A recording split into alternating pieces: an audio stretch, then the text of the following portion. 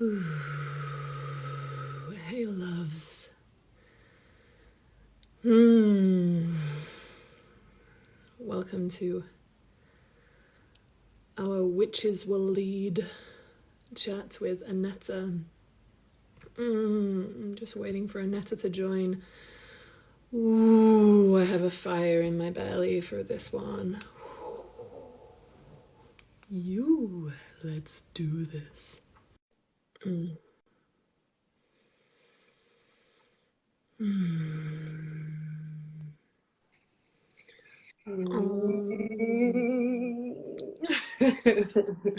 I love. I just want to turn you up so I can hear you. Yeah. I just did the same. Mm. So exciting. Oh, I feel like even the journey to get here to do this live has been quite the modern day witch trial. Completely.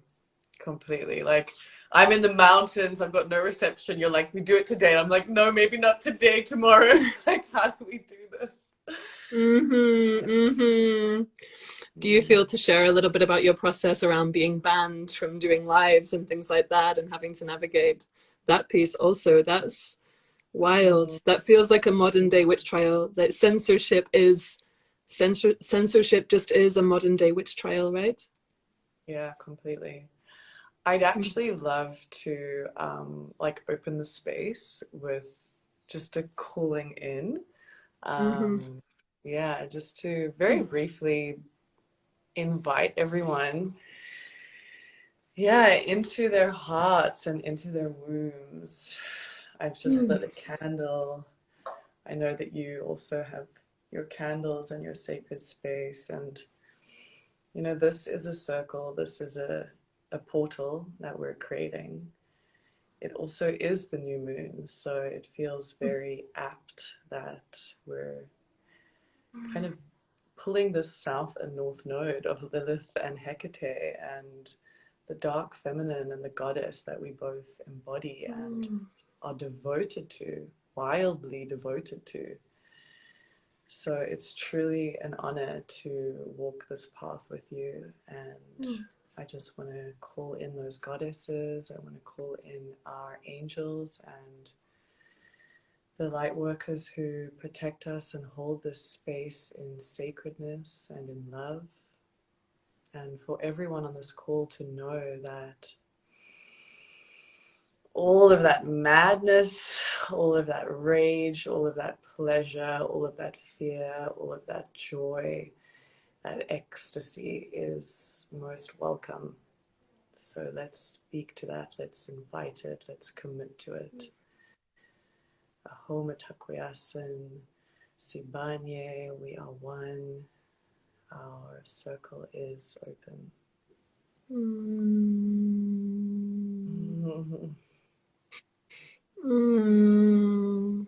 Thank you.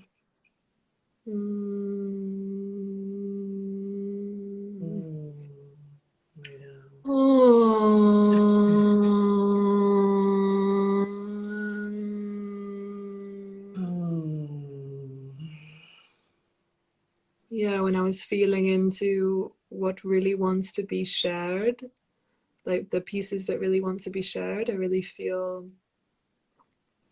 yeah, feeling to acknowledge that the realms in which we both traverse are quite unclear and intersectional somehow, that I perceive that we both relate to eros and leadership and wildness from a very intuitive and also somehow parallel place. And at the same time, I wonder how we can even begin to introduce ourselves into this space as to who we really are and why this topic is important to us. Because, you know, it's like, how do you even define what a witch is? How do we identify as witches? Because I feel like we have our own nuanced expression of magic and craft. And I wonder if it's worthwhile doing that, even if everybody on this call is already madly in love and knows our work intimately. Maybe it's really beautiful to just call in our own kind of craft poles or craft corners and say like, hey, this is the spell book that I write, and this is the spell book that I write, and yeah, how does that feel to bring that element into the space? Yeah, I love that. And I love the mutating aspect of who I am, because every time that question's asked, I'm like, okay, let me feel into it. What is real right now? And in Mm-hmm. this moment, as you ask me that question,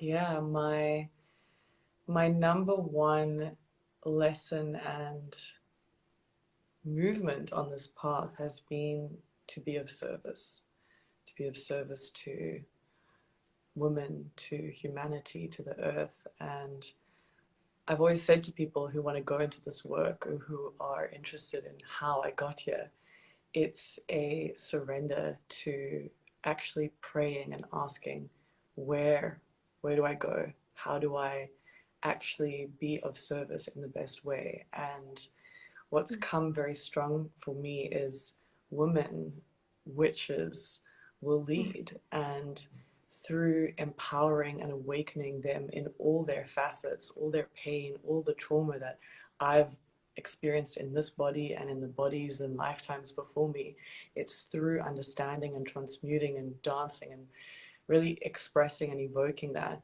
I can support other women, and we can together, as you say, like rebond this community, because we can't do it alone. So yeah, I'm just here for all of it, like messy and all over the place, but absolutely 100% pure of heart. I love that you spoke to the mutating vessel, like the ever-changing vessel, that Mm, necessarily is the work of being a woman, I feel. It's like my own mother, if she hops on here live, I'm gonna holler at her. She said to me, I don't even know what you do for a living. You're kind of just a witch, aren't you? And I s- mm, and what I feel more than anything is that I'm a woman, and the more I connect to what that really means, because I didn't know what it meant for so long, I had such a distorted view about what that really means. The more I understand that every woman is a witch to some degree, or has that aspect in her lineage, and whatever your kind of spiritual lineage is. I'm British. I have a lot of my heritage is British, so necessarily there is more archetypal witch information through my system, and there may be different expressions for different people depending on where they are in the world. Different names mm, for female shamans, and oracles, right? Like female oracles throughout time. But more than anything, I feel that it's woman, and it's this woman piece that is necessarily a constantly mutating thing. Like she doesn't stay fixed. Necessarily she changes with the cycles, right? mm, So it's like mm, how to be a leader and stay in one pole. It's impossible if you're listening. Like if you're listening and you're in leadership, it's necessarily impossible to stay in one expression, or to stay in one craft or art, or yeah, to stay in one opinion. Even the positions get to change so frequently. mm, mm, Mm, mm. Yeah, it's mm, the embodiment of nature, in her cycles and seasons, and fire burning shit down and beauty blossoming new life.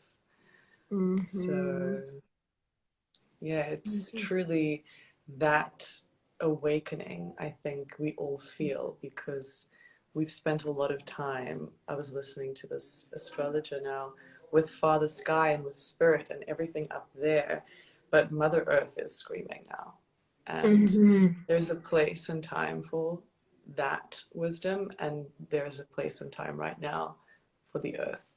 to get your fucking feet dirty, to get in your body, to forget that like wanting to go up and out and come the fuck down because she is enraged and being destroyed, and our bodies are feeling that, and it's manifesting as illness and virus and disease. But really, that's her saying, do you want to live on this planet? It's not a fucking joke. Do you want your children to actually live on this planet? Like, it's that serious, you know? It's that serious. Mm-hmm. Oh, and Mm-hmm. like, that's Mm-hmm. that rage that we feel. Oh, no, yeah, beautiful, beautiful, beautiful. And one of the reasons why I love to talk about these concepts of modern day witch trials or sociological symptoms of this disease or disharmony or polarization between the masculine and the feminine, between one way of being and another way of being, but this separation and this social war that literally has been happening since the rise of patriarchy, since the falling of the matriarchy, which just so happens to coincide with the witch trials, the original witch trials that started in the 15th century, seeing that women were bringing change and making change and communing with the earth in a transformative way, and that was not okay, that it's not okay to change things, that it's not okay to alchemize your reality. And it's so interesting because what I feel happening is that there are sociological translations of that. And when we get to see how humans relate to each other and the epidemics within that, the social epidemics, we get to translate that to how we can also see how we're relating to the earth as well. And it's almost like what I'm interested in is this intersection. As we look at the social wounds that are happening between men and women, between people of all genders, and towards women, we can also translate that to also what wounds and what diseases are happening in the ecosystem of the planet too, and how does that show up, you know? So I do feel that they are synergetic. I do truly feel that there's a huge part of me that would love to just commune with the earth and just be like, you know what, I'm going to focus all my attention towards the ether and towards the earth. And there's something transformative. There is something inherently transformative that, as I dismantle jealousy amongst the women in my life, I necessarily become sensitive to the way that I ignore the needs of this plant that I see every day, or I do feel like they are synergetic for each other. They're not separate things.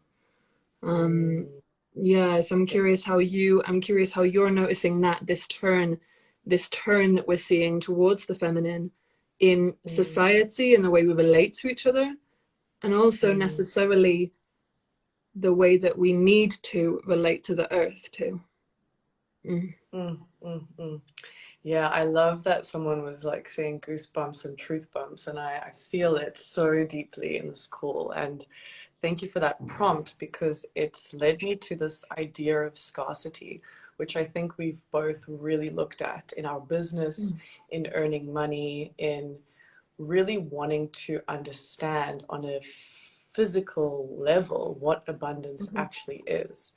And when I think of our relationship to women, competition, the culture of capitalism, the culture of jealousy, making money, it all underneath it is a deep fear of not having enough, of somebody taking something from you, of not being provided for. And we all experience this, even the wealthiest of people.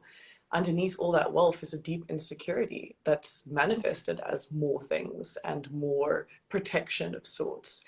And I've like kept digging because I'm like, okay, I'm very interested in racial trauma. Like, what was the need to colonize? What was the need to acquire? And I feel like it's really this deep disconnect from the earth and from our bodies. And like you were saying, to commune with the earth, to commune back to that simplicity is going to be what breaks that fear and that shame and that scarcity, and to realize to like breathe in that we can change that frequency, we can look around, we can start to care, we can start to nurture the plants, we can start to grow our food, we can start to believe that there is actually more, way, way more than anything we've ever needed. But we have to look at those fears. Like, fuck, last night with my partner, I posted all these beautiful pictures and people can feel the love. Like, we have such deep love.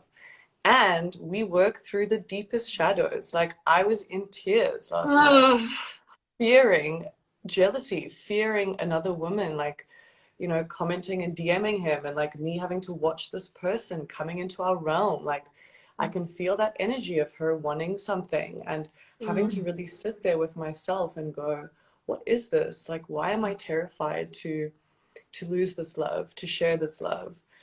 Why, what is this pain in me that's like generational deep? My parents cheated. Like, I know what betrayal feels like and looks like.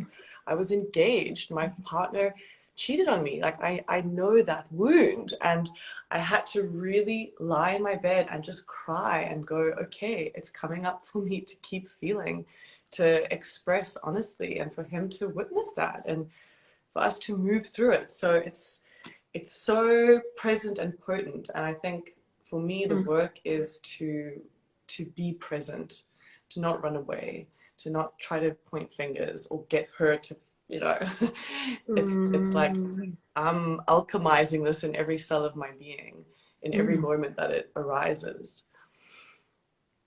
Yeah.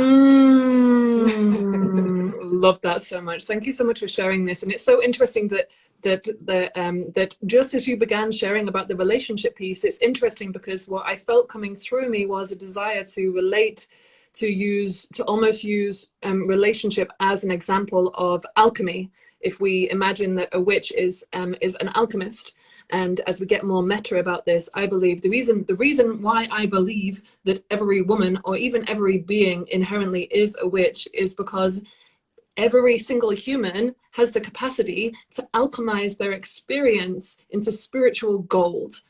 And that is the most empowering fucking like knowing. Like, that is the most liberating gnosis of my life, is that every single experience gets to be a gorgeous ingredient that gets put in the boiling pot that makes my life even more beautiful. Okay, there's a beautiful moment, and then there's a hard moment, and I know that it is simply facilitating another lovely moment to happen.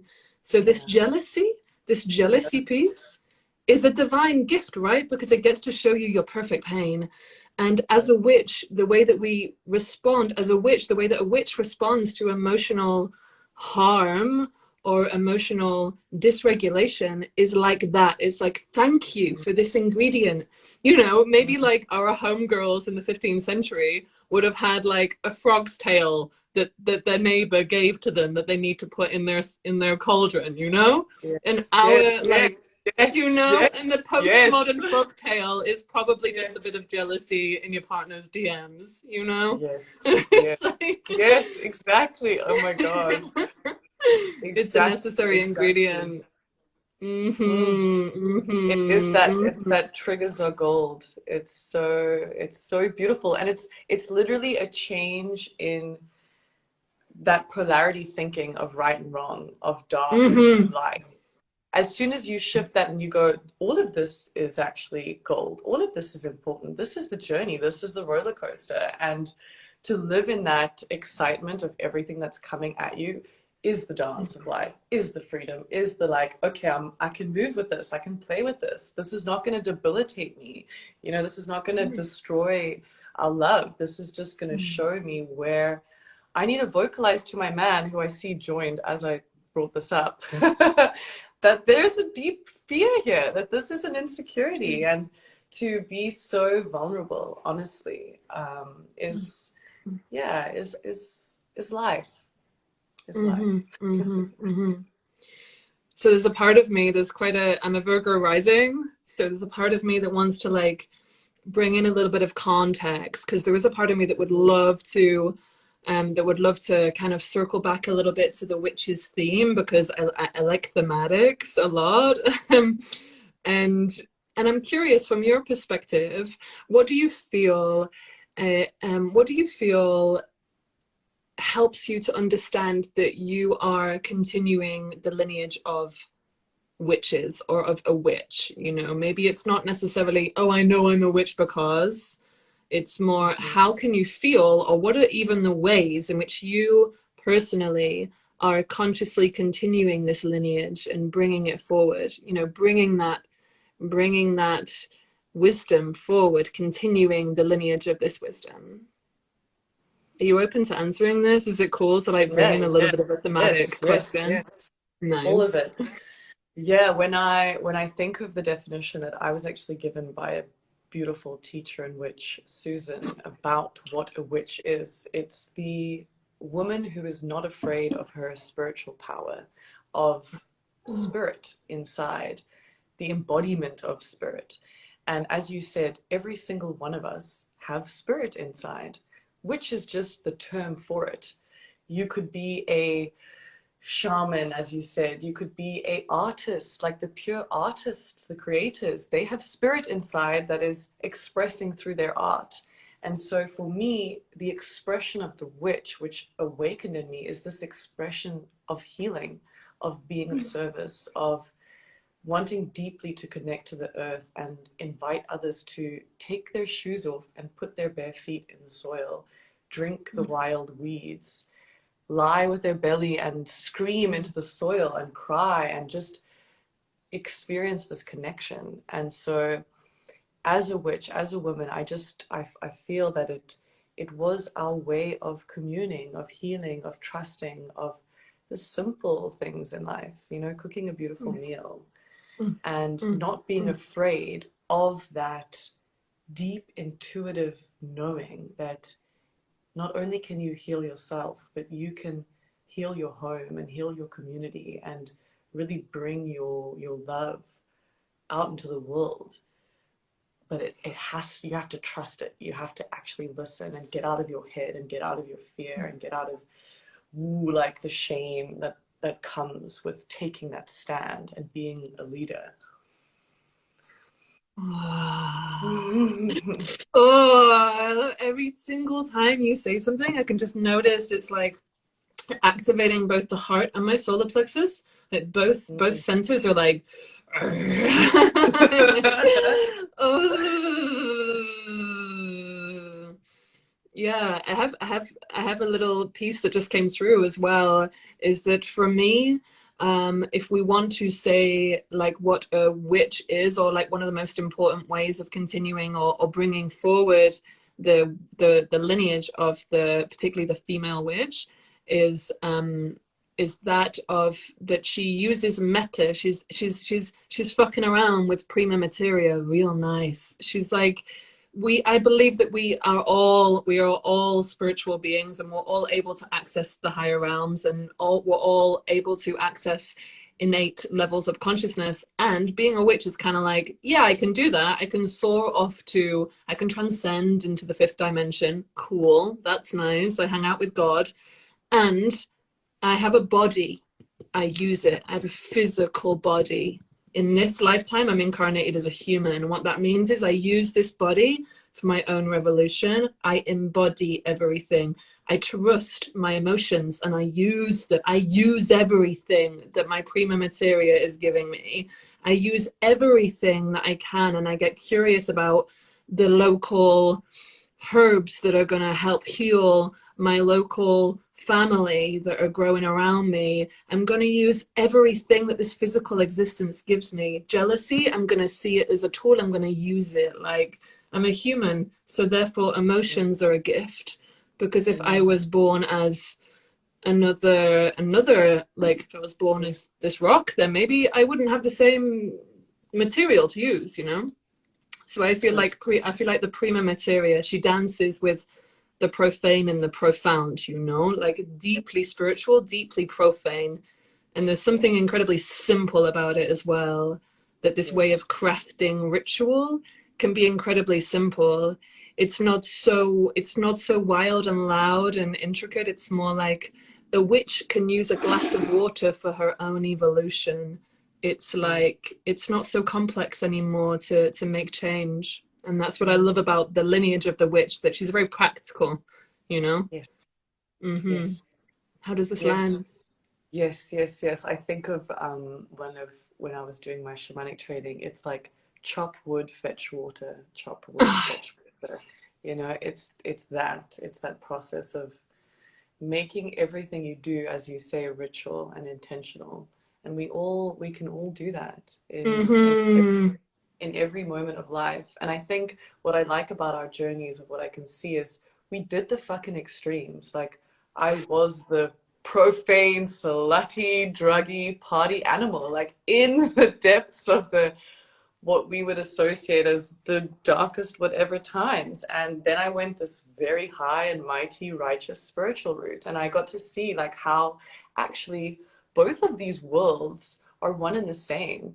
It's just the lens in which we've now decided to categorize them Mm-hmm. and to merge that and to create ceremony with a party, with an experience, with love making, all these things. It's so beautiful to come to Mm-hmm. that place.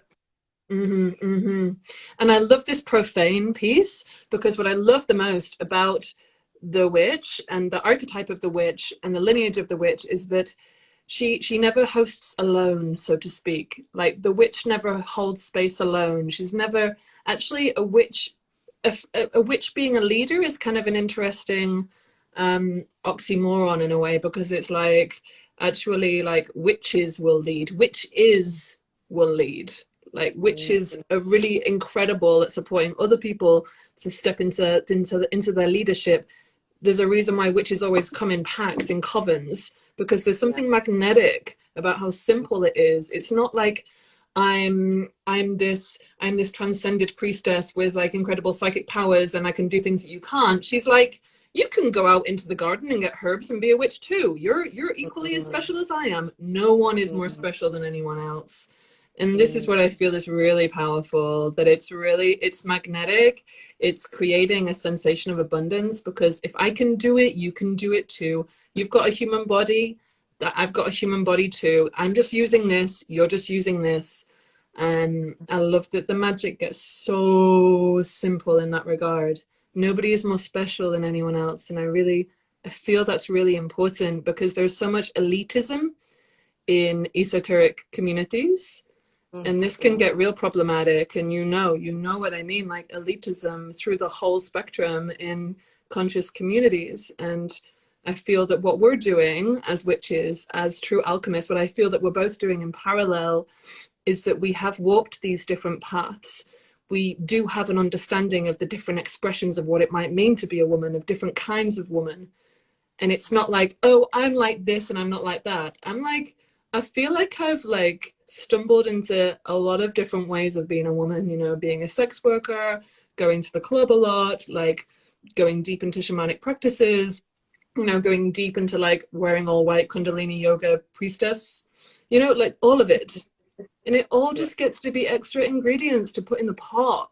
It's like yeah. none of it's more special than anything else. Mm, mm, It's mm. like she's not a snob. She's Yeah. really your homie. She's your homie. She's your ride or die. I love Mm-hmm. that. And I kept like visualizing the sort of the tower and the hierarchy and the yoni and kind of like in the symbolic way that you were speaking. I was like, yeah, we're breaking that hierarchy down because patriarchy was that. And I don't even blame myself for going into spiritual spaces and literally recreating what I'd left in the modeling industry. It was Mm-hmm. again like, oh, this feels nice. I've got this power. You come to me, I teach you. And it's even like the trauma triangle. I'm now your savior, you're the victim, and we're still playing the same fucking dance. Just now we're wearing white and we're using shakers and different tools, but it's pretty much the same shit going on. So when I saw your post about like how the leadership really is with the circle and you're awakening to the sovereign path and how you're opening that space, I was just like, this is it. This is what is happening. And Mm-hmm. that's why I love retreats. I love the courses. I love these containers because actually, what happens when women join, we activate each other's leadership, we activate each other's magic. Like you are literally just in the frequency of committing to that space and showing up for that space, your powers are light, your magic comes in, your healing comes in, it all awakens. And like, that's the coven, that's the sacred coven. It just looks a little different. We're just, you know, on Zoom and in a members portal, but it's ultimately Yeah, it's so real. And an extra piece that came through as well just now is what I feel is another symptom of being a modern witch is that you make yourself you are allowing your current disclaimer, so who you claim to be right now, is literally always available in any moment to be totally dismantled and transformed. Because I feel like a witch is experimental, you know? Like, I feel like she's kind of fucking around and seeing what happens with the pot. And I feel that that necessarily, again, is the prima materia. When you were sharing about these different experiences you've had of being in the modeling industry, being in different places, and hey, because you're a witch, you necessarily needed to go so deep into the physical embodied experience of that way of being in order to go, no, that's not me. It's like you needed to put the frog's tail in there to see if it would do the thing that you wanted it to do. But if you know, it's not in the, she's not theoretical, she's fully embodied. So it's like she needs to fully experience it and surrender to being totally transformed in every moment. Yeah, I'm curious how that lands in you. Does that resonate? Completely, completely. I think of it as, I actually really feel it in the current times, the difference between like intellectual knowledge from books and lived experience and embodiment of wisdom, and how we are like at this kind of war between our bodies saying something and really listening to our bodies versus our minds that have been trained by intellectual academia. But where did that come from? You know, that was one man or person's opinion on health or opinion on, you know, how to live, how to heal, how to be, versus what we're doing, which is like, we're living it through our lives. We are embodying all the different colors and going, hey, look, this worked. You could try it. It may not work for you, but here's another one. Try this. And just kind of playing and dancing with modalities in a much more authentic way. When you say that, it inspires me so much to add another symptom to the list, is that she is connected to her intuition. It's like whatever pot she's boiling, intuition is the stock, you know? Like, it's the base stock. And I feel that now more than ever, intuition is so needed, because you know what? Like, you cannot rely on, maybe we can't rely on science. Maybe it's not totally possible to rely on the masculine structures that were built not on intuitive embodied information. They've been built purely on puritanical theoretical ideologies that are devoid of body and soul. So what do we need now more than ever? We need soul, we need intuition. And a witch is necessarily the anchor of intuition. She is literally working from intuition in every moment. So yeah, I feel like what we need now more than ever is women who are connected deeply to that deep current of intuition, that deep feminine current of intuition, so she can be a physical embodied example for other people to also get into that energy too, because it's not so complicated. It can literally be as simple as like getting into your local piece of earth and connecting with the plants there. It's like intuition is our birthright. It's not something you need to learn. However, we do need physical embodied expressions of women who are in that caliber to get a bit of a transmission of how that can kind of look and feel. Do you know what I mean? Like, it's kind of necessary to have the example somehow. Yes, completely. We've always sought teachers and guides in that way. And I think that's how we activate each other. We're not in this alone. There's a reason that I've had a particular experience and therefore attract a particular sector of women who want to go, hey, like, I feel you.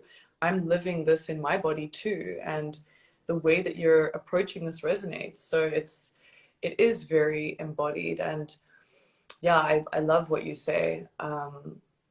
It's time now. Like, it's time. We've had a lot of intellectual time, people. We've got AI, we've gone to Mars, we're doing it very much in that space. Like, we've epitomized the ease in which to live by this technology. It's incredible. It's amazing. It's had its space. And now I think it's just like, okay, how do we come back to the body? How do we invite that feminine back in, that intuition? We all know it. And I think the more I look at the times, like, my dad's a doctor, I have in so much conversation with him. I completely respect his opinion. And I feel like he's a great teacher, because I can't deny his life's journey and his life's experience. So it's not to push away or to shut down that. It's to say, like, hey, Dad, I know that you're afraid. I know that there's this fear of death, you know. How can we breathe and start to really look at that big fear that people have of dying, of a lack of connection to spirit that's created that fear, because you just think in this, you know, singular dimension. And to have compassion, like, I keep sort of feeling this, okay, how can I meet with compassion those who maybe weren't gifted with the people that we happen to stumble upon on our journey, that help to open our eyes. I have an extra thing to add to the list of symptoms of the modern witch. Are you feeling my Virgo rising? I'm like, structure. Yeah. The death rebirth practices and how fucking necessary they are, because that's another piece around, that's another ingredient for the witch to put in her pot. Like, death rebirth practices are essential for our becoming. Every single important spiritual lineage has a strong tradition of death rebirth practices. And it's almost like if you choose not to connect with any kind of spiritual lineage or esoteric practices, you'll miss out on that. You'll miss out on dying. You'll miss out on refining the art of dying, and you'll be so captivated by trying to survive. But you don't actually get to thrive unless you're fully willing to be totally annihilated in any moment, and to let important parts of yourself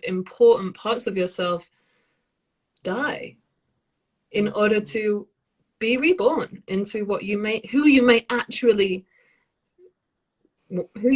be. And, you know, it's like, so this death part, I was like, oh yeah, that's another ingredient. A witch is refining the art of dying well, you know. Yeah, I just got chills and truth bumps all over my body when you spoke. Yes.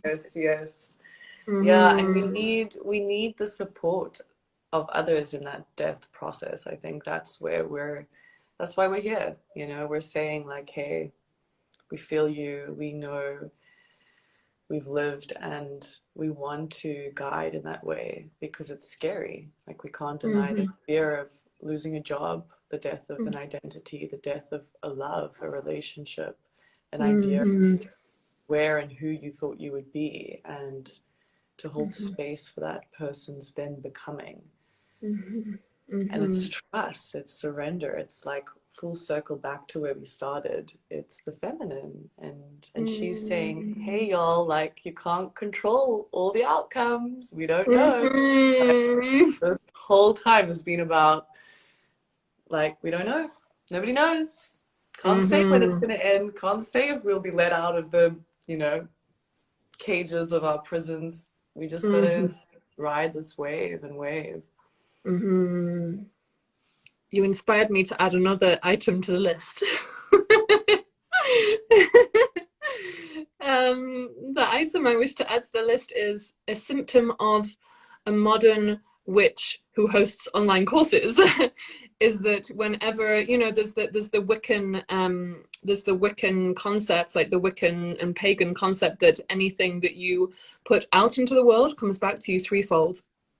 And I don't know about you, but I really freaking experience that in my work.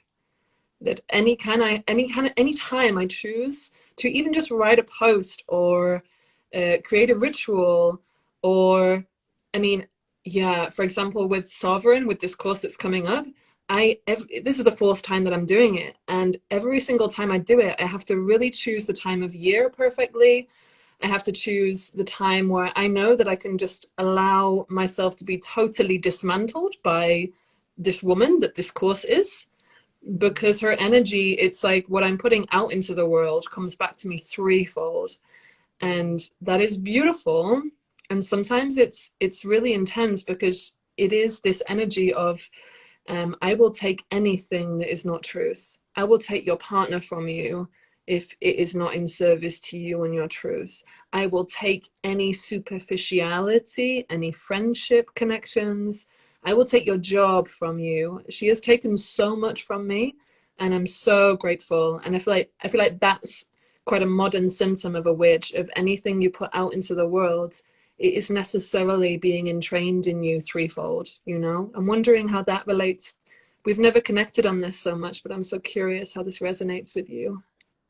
Oh, I absolutely love that. And last year, I have like words for the year, and integrity was that piece. And as you Mm. say, what you're saying, I remember meeting my first teacher, going to my first course, you know, committing to that path, and everything falling away that wasn't in truth.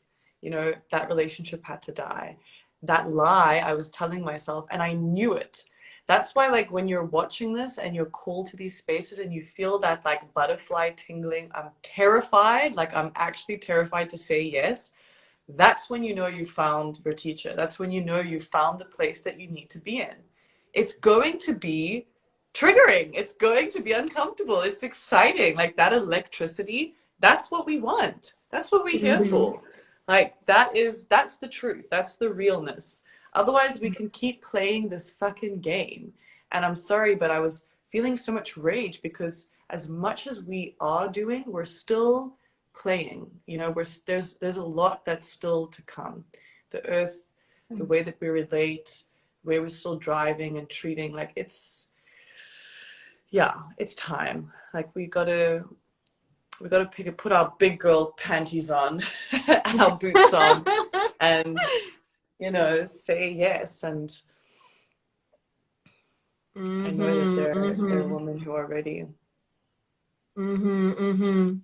Mm. I can feel some kind of energy. I can feel some kind of energy kind of wanting to close this. And at the same time, there is a part of me that would really love to bring in an extra topic. Mm. Um, there's a desire in me to get a little bit vulnerable here. Um, so a while ago, I started writing. So I'm writing this book right now, which I don't exactly know what it's about, but a lot of it is about relating and new old ways of relating. And I had an experience that felt literally felt like a modern day witch trial. Like it Mm. felt like I was having the strongest flashbacks, like very visceral physical flashbacks of being, like pulled out of my cottage in the forest and being prodded and studied, and having people kind of observe and decide whether I'm, to be trusted or not. This very visceral Mm. memory of being questioned, and mistrust, of my power and of my magic and of my eros particularly. And so I feel like I've had very physical, visceral experiences of remembering these memories of being an actual witch. So I'll take it from the meta now of like every woman is a witch, and maybe there are certain women who are also watching this that maybe feel like, wow, I've when I feel that a woman is jealous of me, or when I feel that this certain thing happens, it affects me profoundly, because I can feel that this has happened to me in another lifetime, and that may be the memory of being a witch. And so, yeah, I'm kind of opening up a bit more of a wider topic here, but I just wanted to feel with you, Aneta, like, do you have any personal tales of this, like personal modern day witch trials in your life? I'm so curious. Mm, mm, mm, mm, mm. Yeah, I'm living it. I'm living it in my family right now. I'm having to constantly go back into trusting myself, with Mm. very serious situations in my dynamic that I've been called a liar. I've been called the witch, the stirrer of the pot, you know, blamed for wanting to break ancestral abuses that have continued for too many lifetimes. And in the face of that fire of losing the people I love most. So I hear you, and it's very real. And I know that so many women feel that fear. It's like fear of death. Like you feel your life is on the line. I even had an experience last night in my bedroom at night. I had a dream. I had a visitation, and I felt that like it's an absolute fear of life. Like I'm actually not safe. So I do want to speak to that and let women know that how I survived those times was through my sisterhood. Like I have two other women who were the exes of my partner, and without them and the trust that I gained from these other women who'd been in similar dynamics, I wouldn't have been able to leave that entrapment. And so it is so vital that we have sisterhood. It is so vital that we have other women to kind of just check in on. Like, are you doing Mhm. okay? How's your psychic space? How's your dream time? How's your womb doing? Like, who are the people Mhm. you're surrounding yourself with? That's how we survive. That's how we will thrive, and we will really begin to transmute and lead and love. And yeah, it's real. It is real. Oof, oof, oof. So powerful, so powerful. And this piece that you said about the coven, how necessary the coven is, how necessary the coven is, really, really like how necessary the coven is, the sanctuary. It's like, yeah, I just want to put it out there that I feel like I'm in the armpit of, I live in Berlin, right? Perhaps it's the most liberated, perhaps it's the most sexually liberated city in the world, perhaps, And I still have so many moments where I feel like, am I like, is this too much? Am I too much? I feel like I'm in the armpit of a culture that's incredibly liberated, whether it's spiritually liberated. There's a huge spiritually liberated community here, and sexually liberated. I feel like I've existed in both spaces in a really deep way, and still I personally really need the spaces that I hold, and that I run towards other women who are holding spaces that can really hold the full spectrum of woman. Because I do not mean like the all white wearing goddess who is light and love. I do not just mean that. Okay. And I also don't mean the woman who yields her eros in a way that's violent because she's still in competition with men. I do not mean that. I do not mean that. Mm, mm, And I'm mm. seriously lacking.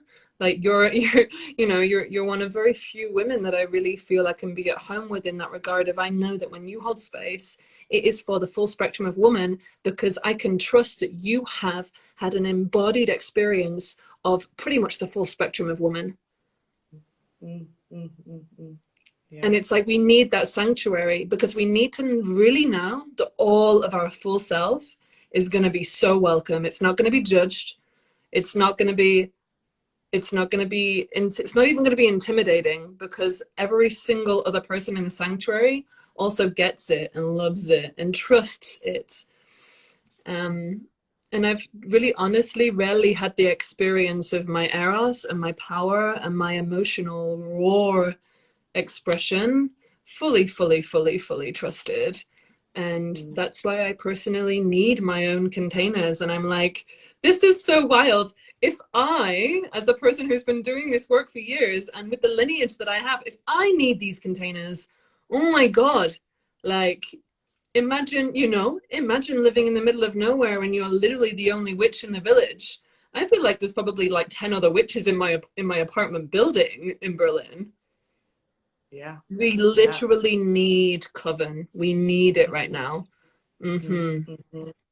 And that's that is the piece where I'm like, we got to keep sharing it.